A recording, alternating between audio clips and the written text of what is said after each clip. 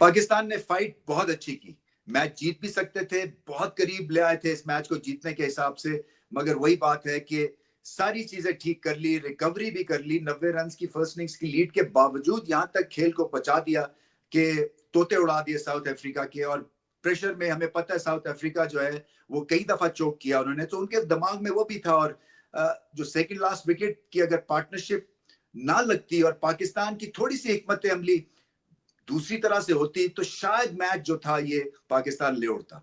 जब भी पार्टनरशिप लगी हमने देखा कि पाकिस्तान ने उस पार्टनरशिप को लगने दिया है और वहां पे एक तरह से वन डायमेंशनल थिंकिंग के साथ मुकाबले को जाके और खेलते रहे हैं। अब्बास का तो चले मैं मान लेता हूं कि उनकी तो बहुत ही एक आउटस्टैंडिंग परफॉर्मेंस थी और उनको एक एंड से बॉल करने ही चाहिए थे। ये भी एक रिकॉर्ड होगा कि अनब्रोकन एक स्पेल किया उन्होंने 20 ओवर्स का।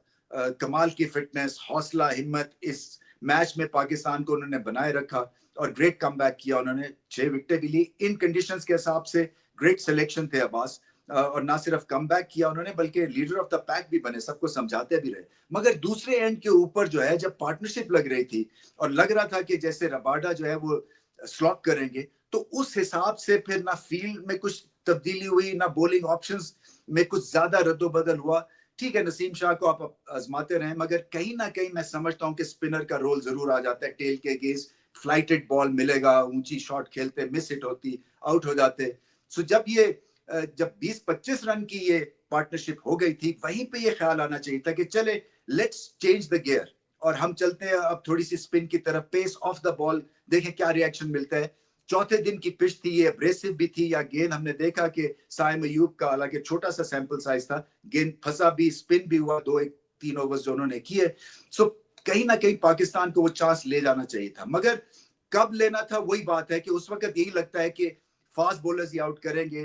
तो मैं ये माइंडसेट समझ सकता हूं, बट क्योंकि अब मैच हार गए हैं तो लगता है कि इस रिव्यू में जरूर एक तरह से ये चीज सामने लानी चाहिए कि पहली इनिंग्स में भी जब सेकंड लास्ट विकेट दो जो थी वो 110 रन कर गई थी, वहां पे भी स्पिन का इस्तेमाल नहीं हुआ। और ये भी जो 50 रन की सेकंड लास्ट विकेट कर गई स्कोर, जो कि एक तरह से मैच विनिंग पार्टनरशिप थी, यहाँ भी एक स्पिन का या पेस ऑफ द बॉल का या फील्ड को थोड़ा सा और फैलाने की कोशिश नहीं की गई।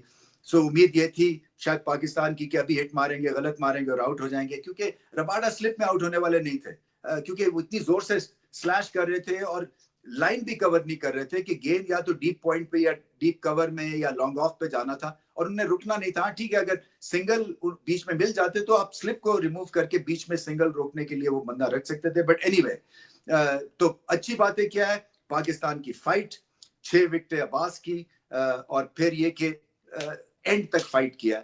और मुझे ऐसा लगता है कि बाबर आजम का फॉर्म में आना, साउथ शकील ने बड़ा अच्छी बैटिंग की और पॉइंट प्रूव किया, पेस को बहुत अच्छा खेले वो। इसी तरह से कामरान गुलाम की पहली इनिंग्स की बैटिंग वो भी हाईलाइट थी, उन्होंने भी जाके उनकी बॉडी लैंग्वेज बड़ी स्ट्रांग थी।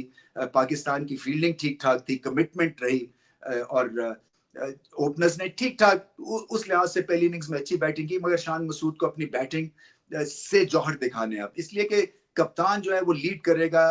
देखिए जब ऐसी सिचुएशन होती है, चाहे आप टारगेट को चेस कर रहे हैं या टारगेट सेट कर रहे हैं, तो आप चाहेंगे कि आपका जो कप्तान है वो सुरखरू हो और वो फॉर्म में दिखे।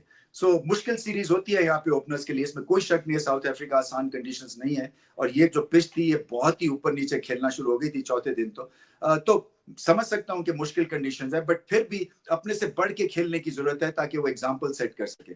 मार्करम ने असल में ये मैच बनाया है साउथ अफ्रीका के लिए, बहुत ही आला बैटिंग कर गए वो। मुश्किल फेज में आके जो उन्होंने 35 किया है वो बहुत ही एक क्रिटिकल इनिंग्स थी। इसी तरह से बबूमा के 40 इंपॉर्टेंट थे और साउथ अफ्रीका ऑलमोस्ट पैनिक कर गए थे और लग रहा था कि जब 40 रन है या 50 रन थे और पाकिस्तान को 3 विकेटें चाहिए थी कि पाकिस्तान शायद ये मुकाबला जीत जाएगा, क्योंकि अब्बास बड़े फॉर्म में दिखे। बट ओवरऑल इतनी भी कोई डिप्रेसिंग न्यूज नहीं है। हाँ, मैच हारने से डिप्रेशन तो जरूर होता है, फिर आपकी गलतियां भी हाईलाइट होती हैं, फिर कुछ प्लेयर स्कैनर में भी आ जाते हैं, बट ओवरऑल अगर आप देखें तो ये मुकाबला पाकिस्तान साथ नहीं लगना चाहिए था 90 रन की लीड खाने के बाद, मगर पाकिस्तान ने फाइट बैक की। इस फाइट बैक के 10 में से 10 नंबर, कमिटमेंट के 10 में से 10 नंबर, सिलेक्शन के पॉइंट ऑफ व्यू से अब्बास को खिलाना, उसमें बहुत हौसले की जरूरत थी कि एक ऐसा आर्टिकल, ऐसा बॉलर जो कि कितने सालों से खेला नहीं है, उनको कंडीशंस के सामने रखते हुए उनको खिलाया